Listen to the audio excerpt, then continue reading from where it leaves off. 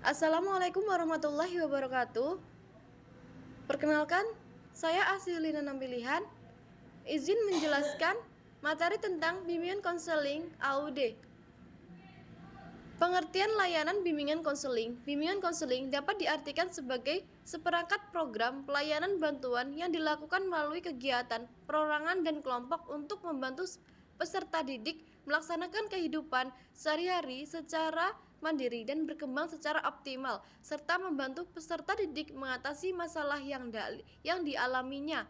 1. Program pembimbingan yang di sekolah pada dasarnya memberikan bantuan kepada anak didik untuk berpikir mengenai pemilihan dan penyesuaian yang penting dan yang akan dihadapi dalam tahap hidup di mana seseorang dapat membuat persiapan secukupnya.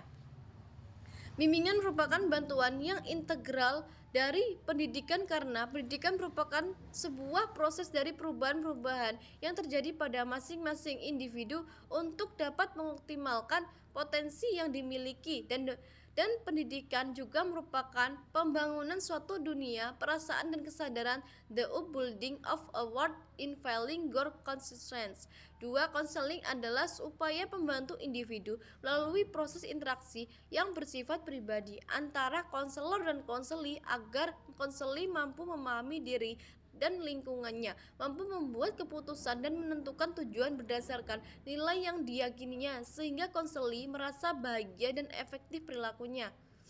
Tujuan layanan bimbingan konseling. Secara umum, tujuan bimbingan dan konseling adalah untuk membantu individu memperkembangkan diri secara optimal sesuai dengan tahap perkembangan dan tradiposisi yang dimiliki seperti kemampuan dasar dan bakat-bakatnya.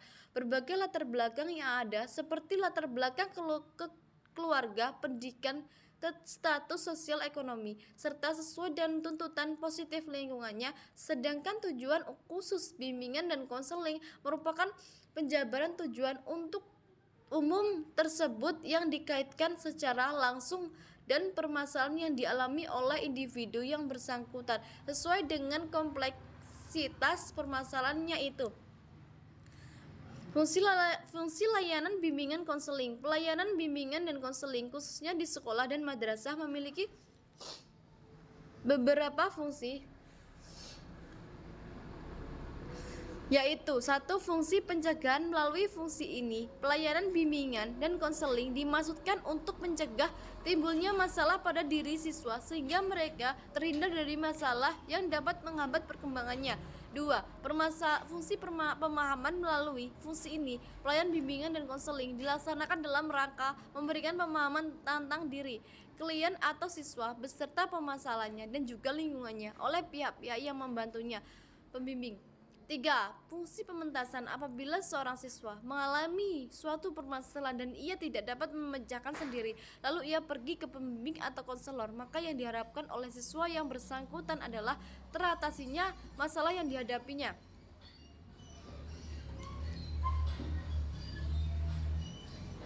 Landasan filosofis.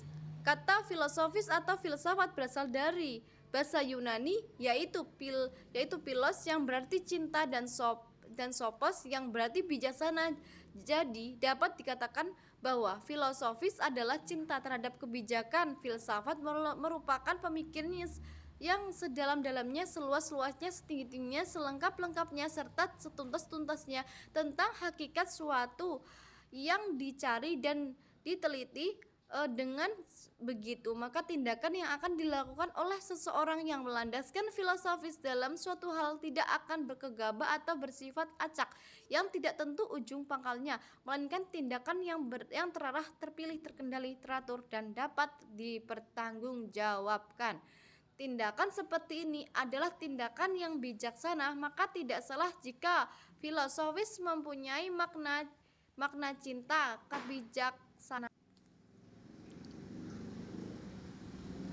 Landasan filosofis adalah layanan bimbingan konseling yang berdasarkan pada nilai luhur filsafat. Filsafat adalah induk semua ilmu, dan berfilsafat maka seorang pasti menjunjung tinggi kebenaran dan kebijaksanaan. Cabang filsafat juga tidak lepas dari etika, logika, dan estetika. Semua hal tersebut adalah dasar-dasar bagi konselor. Dari landasan filosofis, upaya bimbingan dan konseling tidak menyimpang dengan nilai-nilai kemanusiaan. Filsafat mempunyai fungsi bagi kehidupan manusia, yaitu setiap manusia harus mengambil keputusan atau tindakan. Keputusan yang diambil adalah keputusan diri sendiri, dapat mengurangi salah paham dan konflik untuk menghadapi banyak kesimpang siuran dan dunia yang selalu berubah.